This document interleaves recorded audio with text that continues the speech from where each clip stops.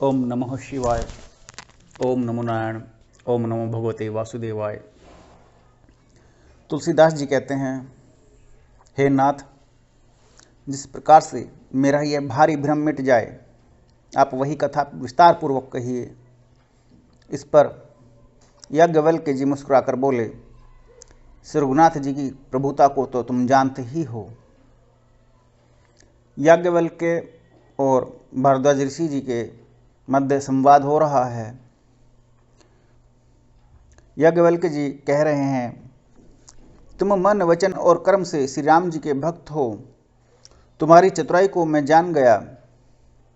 तुम श्री राम जी के रहस्यमय गुणों को सुनना चाहते हो, इसी से तुमने ऐसा प्रश्न किया है, मानो कि बड़े मूढ़ हो, जबकि ऐसा कहीं कुछ है ही नहीं। हे तात, तुम आदरपूर्वक मन लगाकर सुनो। मैं श्री राम जी की सुंदर कथा कहता हूँ। बड़ा भारी अज्ञान विशाल महिषासुर है और श्री राम जी की कथा उसे नष्ट कर देने वाली भयंकर काली जी हैं। अज्ञान की तुलना महिषासुर से की गई है। महिषासुर एक बहुत बड़ा राक्षस हुआ कभी, जो भैंसे का रूप धारण कर लेता था, और कई शास्त्रों में काम वासना को महिषासुर का रूप कहा है। ये बहुत बड़ा अज्ञान है, क्योंकि जब ये सिर पर सवार होता है, जब काम सिर पर सवार होता है, तब कुछ नहीं सूझता। सारे ज्ञान बुद्धि विवेक, बड़े बड़े ब्रह्मचर्य सब नष्ट भ्रष्ट हो जाते हैं। महिषासुर का बोलबाला हो जाता है, इस काम वासना का बोलबाला हो जाता है, क्योंकि जब भैंसा हमला करता है तो वो अपनी आंखें बंद कर लेता है। तो सबसे बड़ा अज्ञान क्या है? महिषासुर। और महिषासुर क्या है? सबसे बड़ा अज्ञान। अज्ञान को उन्होंने एक रूप में परिभाषित करा है। अज्ञान जहाँ होता है वहाँ बुद्धि और विवेक काम नहीं करते। श्री राम जी की कथा चंद्रमा की किरणों के समान है, जिसे संत रूपी चकोर सदा पान करते रहते हैं। ऐसा ही संदेह पार्वती जी ने किया था, तो महादेव जी ने विस्तार से उसका उत्तर दिया। अब मैं अपनी बुद्धि के अनुसार वही उमा और शिव जी का संवाद कहता हूँ, और कि वह समय जिस हेतु से हुआ उसे हे मुनि तुम सुनो और तुम्हारा विषाद मिट जाएगा। एक बार त्रेता युग में शिव जी अगस्त्य ऋषि जी के पास गए। उनके साथ जगजननी भवानी सती जी भी थी। ऋषि ने संपूर्ण जगत के ईश्वर का जानकर उनका पूजन किया। मुनिवर अगस्त्य जी ने राम कथा विस्तार से कही, जिसको महेश्वर ने परम सुख मानकर सुना। यहाँ अगस्त्य जी सुना रहे हैं भगवान शंकर को, देखो कैसी लीला है।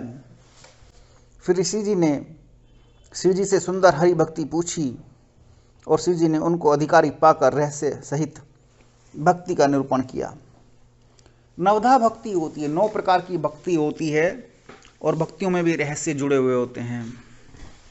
कभी आप शास्त्रीय अध्ययन करेंगे तो आप पाएंगे देवताओं की स्तुति के अलावा देवताओं की पूजा अर्चना में जो अंग लगते हैं, उन अंगों में कवच भी होता है, अर्गला भी होती है, कीलक भी होता है, और रहस्य भी होते हैं। और रहस्य भी भिन्न भिन्न प्रकार के होते हैं। कलयुग में सभी शास्त्रों को जानबूझ करके बड़े बड़े ऋषियों द्वारा श्रापित अथवा लोपित कर दिया गया कि वो कलयुग में काम नहीं करेंगे, क्योंकि कलयुग में बड़ी उल्टी बुद्धि वाले लोग पैदा होते हैं, जो शास्त्र का दुरुपयोग करने को तत्पर रहते हैं।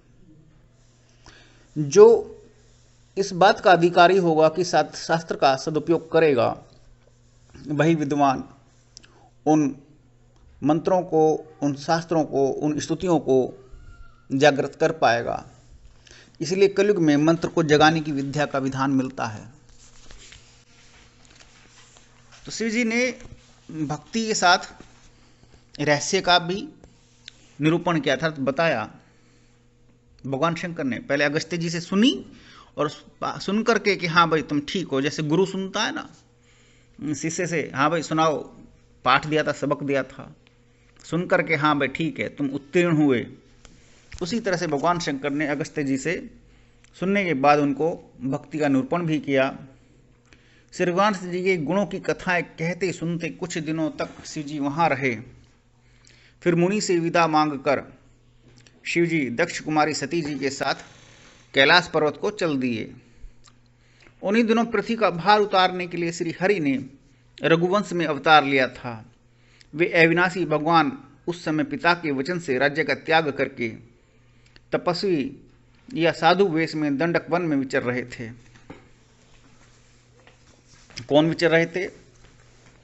भगवान श्री राम, क्योंकि उन्होंने पिता के वचन का पालन करने के लिए राज्य का त्याग किया हुआ था। शिव जी के हृदय में विचारते जा रहे थे कि भगवान के दर्शन मुझे किस प्रकार हों। प्रभु ने गुप्त रूप से अवतार लिया है, मेरे जाने से सब लोग जान जाएंगे। भगवान शंकर सोच रहे हैं, अपने मन में सोच रहे हैं भगवान शंकर कि मैं प्रभु के दर्शन कर लूं और किस रूप में करूं, कैसे करूं। क्योंकि भगवान श्री राम ने गुप्त रूप से अवतार लिया है, अगर मैं वहां जाऊंगा तो सबको पता लग जाएगा। श्री शंकर जी के हृदय में इस बात को लेकर बड़ी खलबली उत्पन्न हो गई, परंतु सती जी इस भेद को नहीं जानती थी। तुलसीदास जी कहते हैं कि शिव जी के मन में भेद खुलने का डर था, परंतु दर्शन के लोभ से उनके नेत्र ललचा रहे थे। रावण ने ब्रह्मा जी से अपनी मृत्यु मनुष्य के हाथ से मांगी थी। ब्रह्मा जी के वचनों को प्रभु सत्य करना चाहते हैं। मैं जो पास नहीं जाता हूं तो बड़ा पछतावा रह जाएगा, इस प्रकार शिव जी विचार करते थे, परंतु कोई युक्ति भी ठीक नहीं बैठती थी। इस प्रकार महादेव जी चिंता के वश में हो गए। उसी समय नीच रावण ने जाकर मारीच को साथ लिया और वह मारीच तुरंत कपट मृग बन गया। कौन सा मृग बन गया? देखो, सोने का मृग बना था ये मारीच, जिसको ये सभी कहते हैं कि रावण का मामा था। हालांकि अभी तक तुलसीदास जी ने बताया नहीं है। और आगे कथा प्रसंग सुनिए। मूर्ख रावण ने छल करके सीता जी को हर लिया। उसे श्री रामचंद्र जी के वास्तविक प्रभाव का कुछ पता भी न था। मृग को मार करके भाई लक्ष्मण सहित श्री हरि आश्रम में आए और उसे खाली देखकर, अर्थात वहां सीता जी को न पाकर उनके नेत्रों में आंसू भर आए। श्री रघुनाथ जी मनुष्य की भांति विरह से व्याकुल हैं और दोनों भाई वन में सीता जी को खोजते फिर रहे हैं।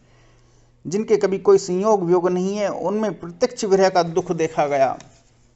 अर्थात प्रभु भगवान विष्णु, भगवान वासु कितनी बड़ी लीला कर रहे हैं, क्योंकि नर रूप में है, और नर रूप में है तो सारे वही गुण उनको प्राप्त होंगे जो एक देह को प्राप्त होते हैं। देह माने शरीर। उस शरीर में विरह का दुख भी, संयोग भी, वियोग भी प्रत्यक्ष रूप से दिखाई देता है, और वो उस वियोग में, सीता जी के वियोग में तड़प रहे हैं, दुखी हैं, परेशान हैं, मन में संताप है। श्री रघुनाथ जी का चरित्र बड़ा ही विचित्र है।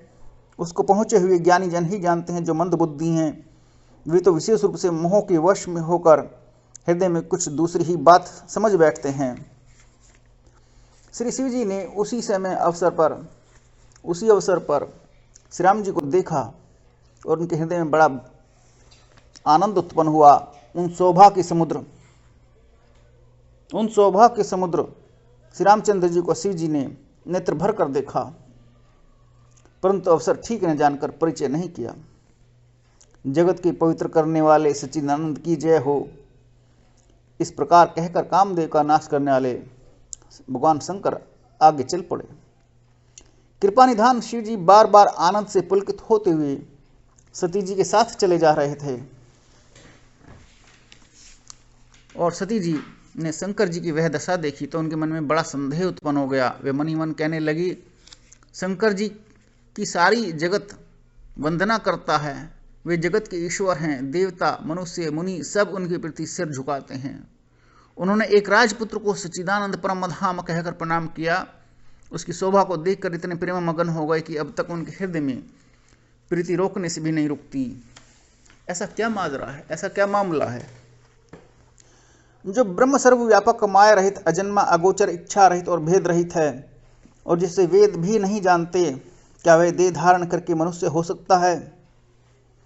देवताओं के हित के लिए मनुष्य शरीर धारण करने वाले जो विष्णु भगवान हैं, वे भी श्री जी की ही भांति सर्वज्ञ हैं। वे ज्ञान के भंडार, लक्ष्मीपति और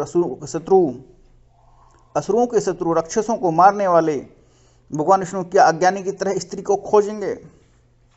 फिर शिव जी के वचन भी तो झूठे नहीं हो सकते।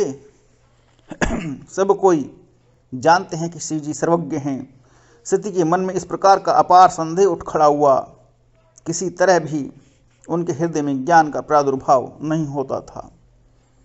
सती जी कंफ्यूज थी, उनके मन में संशय था कि प्रभु अपने मन की बात कह नहीं रहे हैं, और सती जी इस बात से अनजान थी कि प्रभु भगवान शंकर सती के मन की बात को जानते हैं, क्योंकि अंतर्यामी है भगवान भोलेनाथ। तो यद्यपि भवानी जी ने प्रकट होकर कुछ नहीं कहा, पर अंतर्यामी शिव जी सब जान गए। वे बोले, हे सती सुनो, तुम्हारा स्त्री स्वभाव है, ऐसा संदेह मन में कभी नहीं रखना चाहिए। स्त्रियों का स्वभाव होता है शक की स्वभाव, शक करना अपने आदमी पर एक स्वभाव है। उस नेचर को आप भी ध्यान रखिए, क्योंकि आप भी स्त्रियों के साथ रहते हैं, आप गृहस्थी व्यक्ति हैं। जिनकी कथा का अगस्त्य ऋषि ने गान किया और जिनकी भक्ति मैंने मुनि को सुनाई, वही मेरे इष्ट देव श्री रघुवीर जी हैं, जिनकी सेवा ज्ञानी मुनिजन सदा क्या करते हैं। ज्ञानी मुनि योगी सिद्ध निरंतर निर्मल चित्त से जिनका ध्यान करते हैं, तथा वेद पुराण शास्त्र नीति नीति कहकर जिनकी कीर्ति गाते हैं। नीति का मतलब नय इति, अर्थात इसका कोई अंत नहीं है। उन्हीं सर्वव्यापक समस्त ब्रह्मांडों के स्वामी, मायापति, नित्य, परम पवित्र, परम स्वतंत्र ब्रह्म रूप भगवान श्री राम जी ने अपने भक्तों के हित के लिए अपनी इच्छा से रघुकुल के मणि रूप में अवतार लिया है, और मैं उसी आनंद में मगन हूँ। भगवान भोलेनाथ ये बात कहते हैं। ओम नमो नारायण, ओम नमो भगवते वासुदेवाय, ओम नमः शिवाय।